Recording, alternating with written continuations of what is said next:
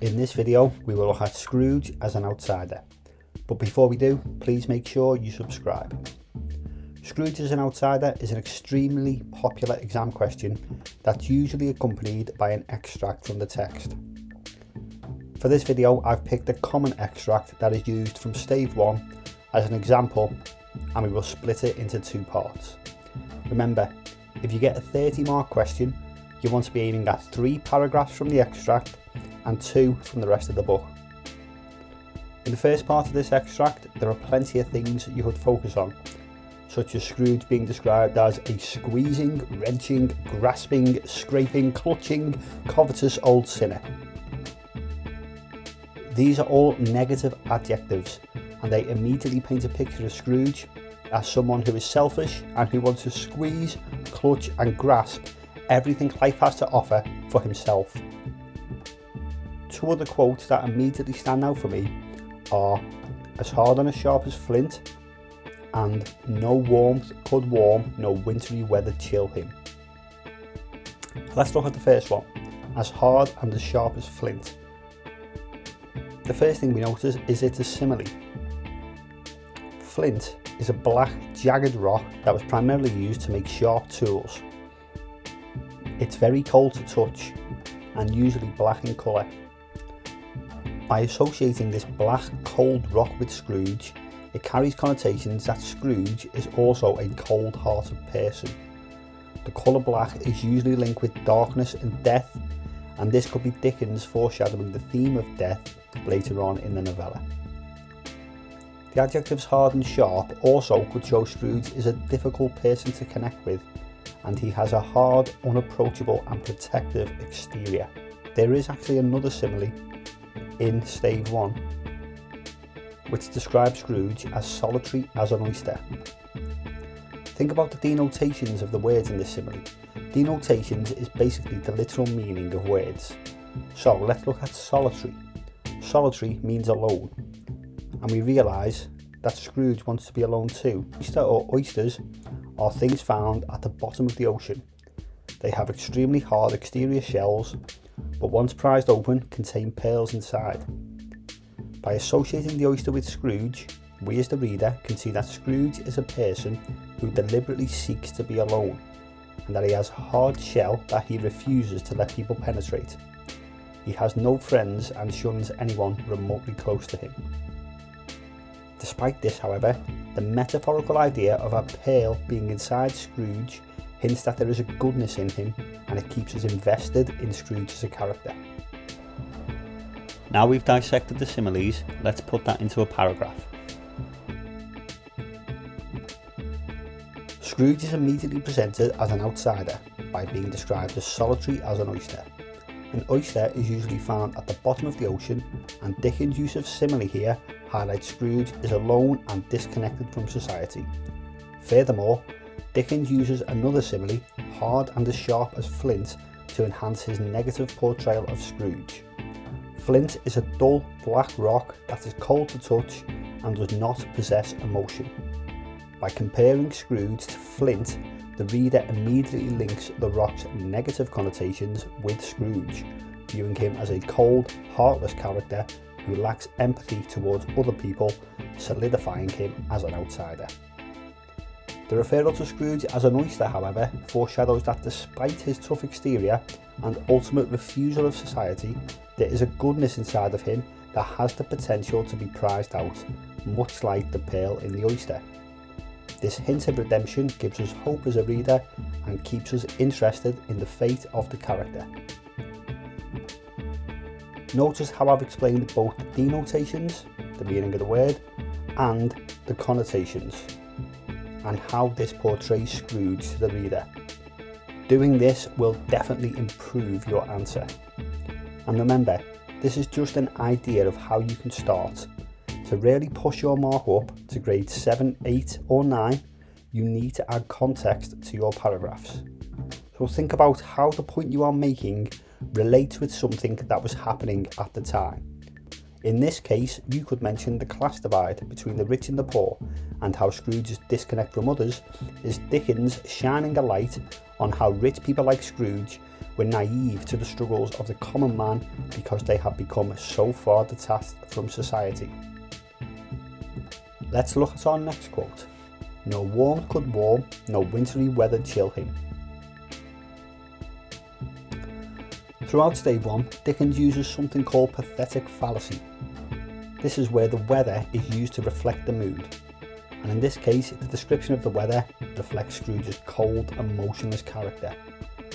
Dickens also uses alliteration by repeating the letter W to highlight how Scrooge has become such an outsider that things like the weather don't alter his physical state. He is numb to feeling anything. The final quote we're going to look at from the extract is, "Even the blind men's dogs appeared to know him, and when they saw him coming on, would tug their owners into doorways and up courts, and then would wag their tails as though they said, 'No eye at all is better than an evil eye, dark master.'" Dickens uses hyperbole here to exaggerate how undesirable Scrooge was, with even blind men's dogs finding him so scary that they would actively walk their owners away from him. This is to paint Scrooge as a monster to the reader, rather than a regular human being, and reiterates the idea of him as an outsider. Now we've picked 3 quotes from the extract, we need to try and think about how else Scrooge is portrayed as an outsider throughout the novel as a whole. This can be difficult, but a really easy way to do this is look at Scrooge's interactions with other characters. His nephew Fred is a prime example. Fred is a happy young man who decides to visit his uncle and makes the fatal mistake of wishing him a Merry Christmas, to which Scrooge replies, "Every idiot who goes about with Merry Christmas on his lips should be boiled with his own pudding and buried with a stake of holly through his heart." This creates violent imagery, as words usually associated with Christmas, like pudding and holly, are juxtaposed with violent verbs like boiled and buried. This highlights Scrooge's disdain for Christmas. At the time, Victorians, much like today, placed great value on Christmas. They believed it was a time for giving and for family.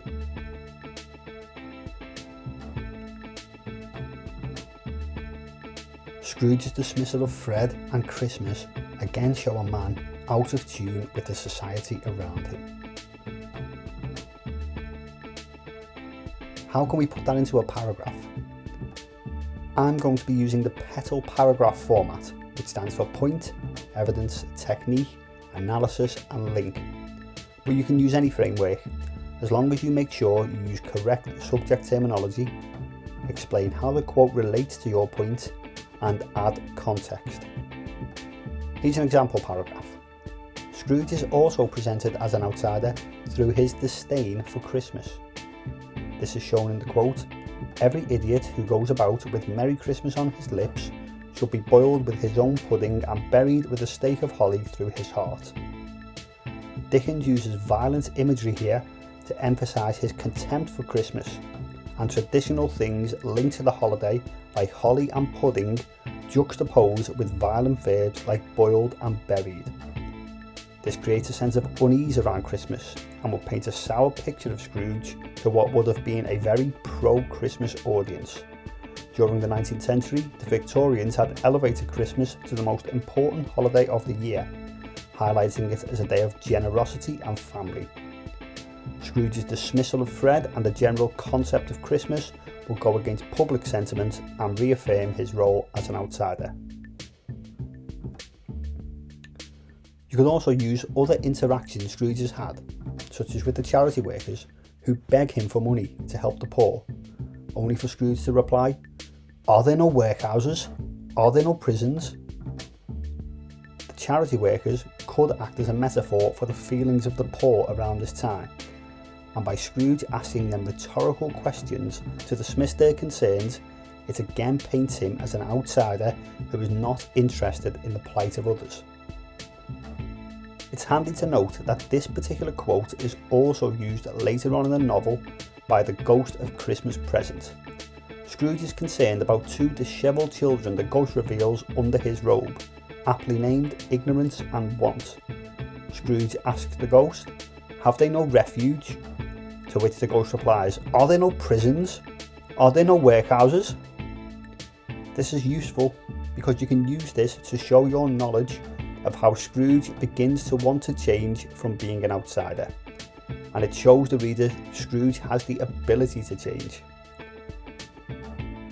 This is confirmed in Stave 4, when Scrooge is faced with his own gravestone. Scrooge begs the spirit to give him another chance to change his ways. By being able to refer to Scrooge's development and support your answer with Scrooge's story arc, you will be able to move your mark up towards the higher levels. To summarise, to answer this question, think about the negative adjectives and similes used first to describe Scrooge and why this might make him an outsider. Notice how Dickens uses other characters to create a disconnect between Scrooge and society. Fred represents a traditional Victorian man who appreciates Christmas, and the charity workers offer a voice to the poor. By rejecting them, Scrooge rejects their values, and this makes him an outsider. Always use context in your answer. Think about the class divide, the poor law, and the traditional Victorian Christmas.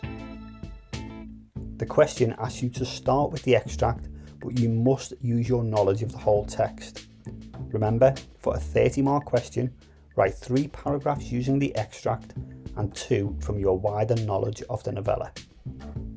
Think about Scrooge's character development. By being able to use this to support your answer, you will gain better marks. Thanks for watching. Please do press the like button on this video if it helped. If you have any questions, don't hesitate to ask in the comments, and I will try and help as best as I can.